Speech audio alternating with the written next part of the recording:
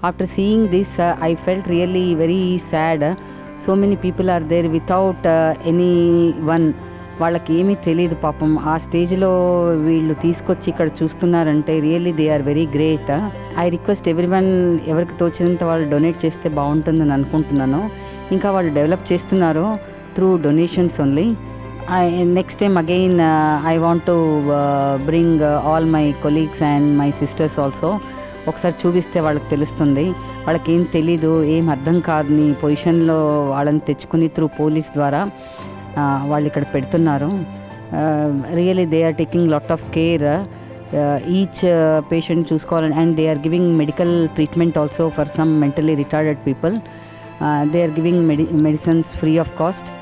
ఇక్కడ ఎవరికి రిలేషన్స్ వాళ్ళు ఉన్నవి పెట్టుకోరు, ఇక్కడ ఏమీ లేని వాళ్ళనే పెట్టుకుంటున్నారు అండ్ చాలా బాగా చూసుకుంటున్నారు. నాకు చూడంగానే ఒక్కసారి మనసు కొంచెం ఒకలా అయిపోయింది. వాళ్ళని చూస్తే ఏంటి లైఫ్, ఎవరు లేను ఆ పొజిషన్లో వీళ్ళందరూ దగ్గరుండి అన్నం, కొంతమంది అయితే they cannot even take food in spite of giving.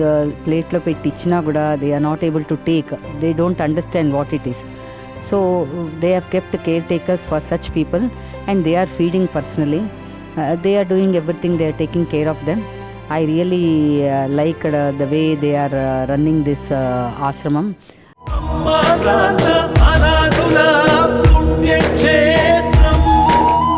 దాతలకు సేవామూర్తులకు విన్నపం. ఈ అభాగ్యుల పట్ల మీ దయాహృదయాన్ని ఈ వీడియో చూడటం వరకే పరిమితం చేయవద్దని మనవి.